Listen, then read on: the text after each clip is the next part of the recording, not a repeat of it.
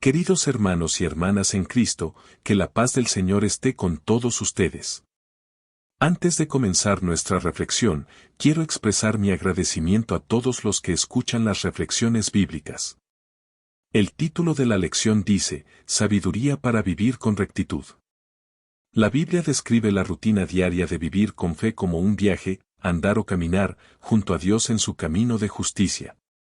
La vida de fe implica seguir la ley del Señor y caminar a la luz de su rostro, dos aspectos que están intrínsecamente vinculados.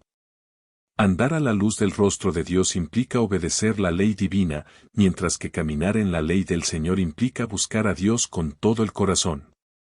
Otra manera en que los salmos describen la vida recta es al andar por caminos perfectos.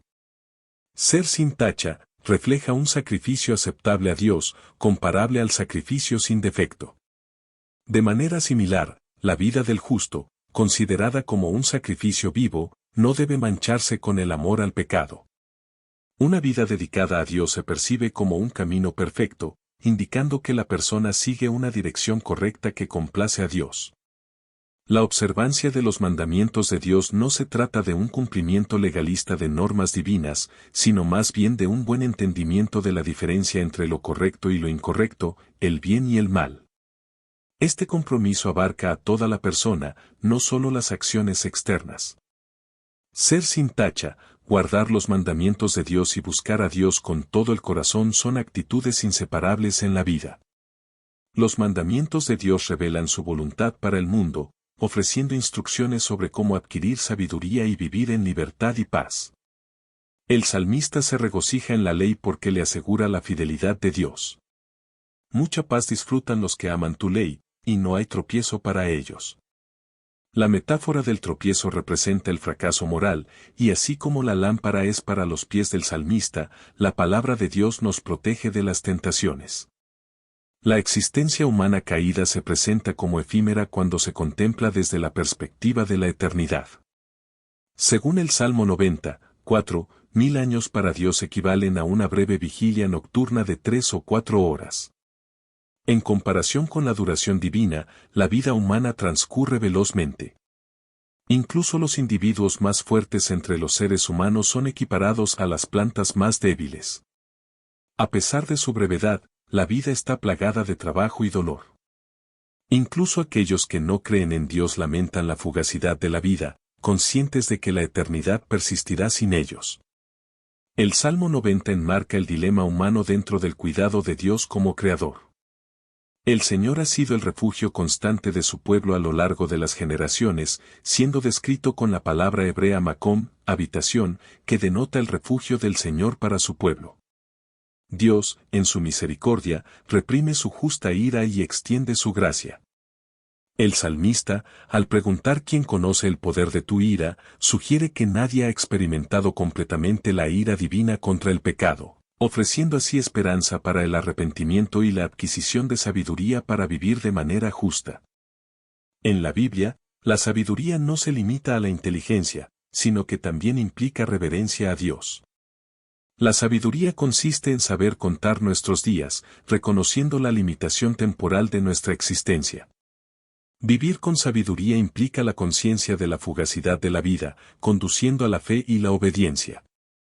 Esta sabiduría se obtiene mediante el arrepentimiento y los dones divinos del perdón, la compasión y la misericordia.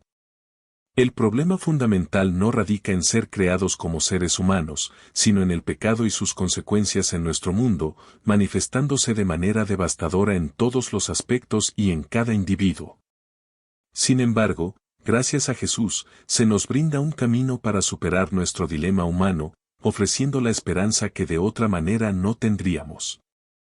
Meriba es el lugar donde Israel puso a prueba a Dios desafiando su fidelidad y su capacidad para satisfacer sus necesidades, como se relata en Éxodo 17 y mencionado en Salmo 95:8 de manera intrigante. El Salmo 81 interpreta este mismo evento de manera inversa, considerándolo como el momento en que Dios puso a prueba a Israel.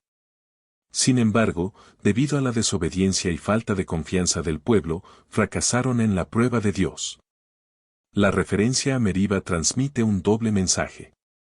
En primer lugar, el pueblo de Dios debe evitar repetir los errores de las generaciones anteriores y en cambio, confiar en Dios y seguir su camino. En segundo lugar, a pesar del fracaso del pueblo en la prueba, Dios intervino para rescatarlos cuando estaban en apuros. La gracia salvadora de Dios en el pasado ofrece seguridad respecto a su gracia para las nuevas generaciones. El Salmo 105 destaca que las dificultades fueron utilizadas por Dios para probar la confianza de José en la palabra de Dios acerca de su futuro, como se narra en Génesis 37, 5 y Salmo 105. La palabra hebrea tzarav, probó, en el versículo 19 sugiere el sentido de purgar, refinar o purificar.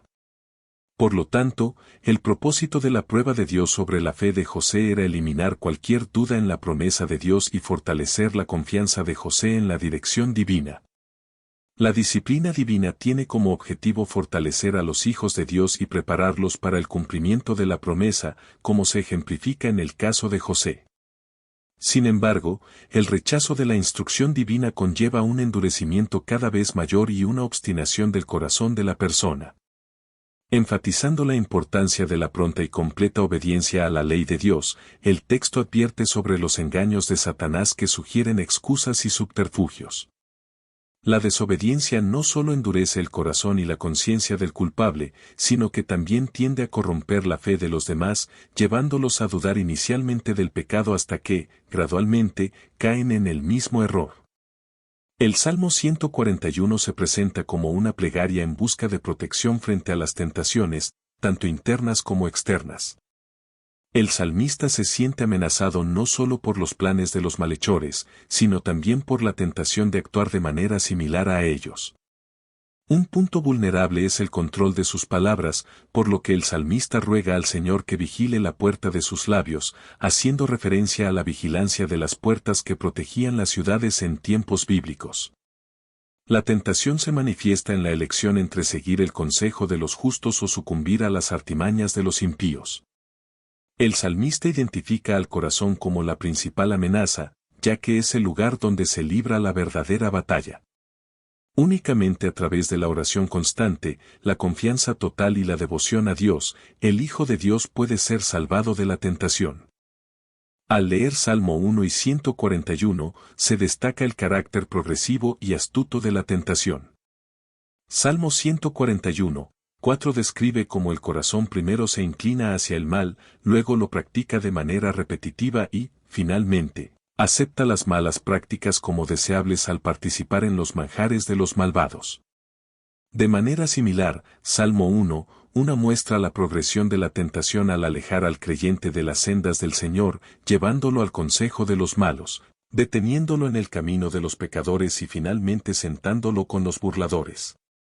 Ambos salmos resaltan la naturaleza progresiva, seductora y astuta de la tentación, enfatizando la importancia de depender totalmente del Señor para garantizar la victoria. Se destaca también la relevancia de las palabras pronunciadas y escuchadas en medio de la tentación.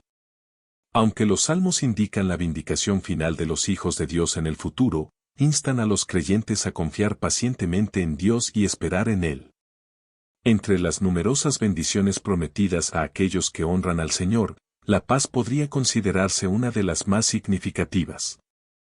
El Salmo 1 utiliza la metáfora de un árbol plantado junto a corrientes de agua para describir a los justos, quienes dan frutos en su tiempo y cuyas hojas no se marchitan.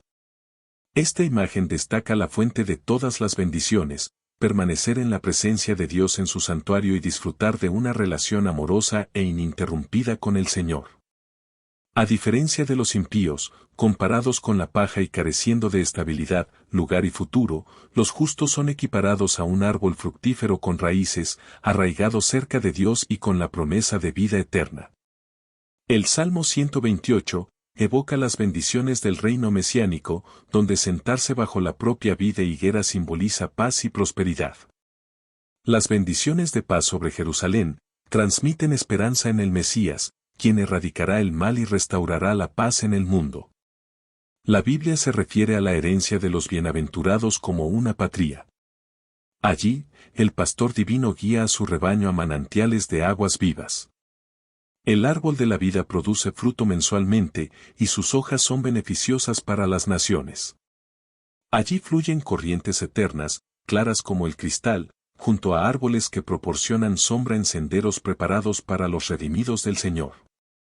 En esas pacíficas llanuras, a orillas de esas corrientes vivas, el pueblo de Dios, que por tanto tiempo fue peregrino, encontrará un hogar. El Nuevo Testamento sitúa la realización de esa esperanza en el segundo advenimiento de Cristo y la creación del nuevo mundo. Así, aunque los justos reciben muchas bendiciones en esta vida, les espera la plenitud del favor de Dios cuando el reino de Dios sea completamente restaurado en el tiempo del fin. En la actualidad, parece que la búsqueda de la felicidad es más prioritaria que la adquisición de sabiduría. La preferencia de la gente se inclina hacia la felicidad en lugar de la sabiduría. Sin embargo, ¿es posible experimentar una verdadera felicidad y vivir una vida plena sin la sabiduría divina? Los salmos sostienen claramente que no.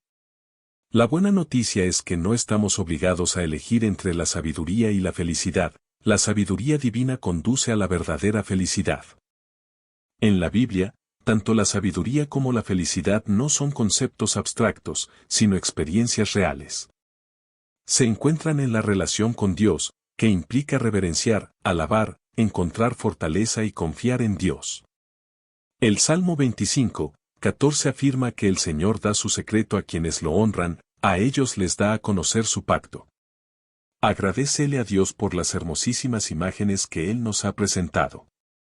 Reunamos las benditas certezas de su amor para poder contemplarlas continuamente, el Hijo de Dios, que dejó el trono de su Padre y revistió su divinidad con la humanidad para poder rescatar al hombre del poder de Satanás. Su triunfo en favor de nosotros, que nos abrió el cielo, revelándonos a la visión humana la sala de audiencia donde la deidad descubre su gloria, la raza caída, levantada de lo profundo de la ruina en que el pecado la ha sumergido, puesta de nuevo en relación con el Dios infinito y, después de soportar la prueba divina mediante la fe en nuestro Redentor, vestida de la justicia de Cristo y exaltada a su trono, estas son las imágenes que Dios desea que contemplemos.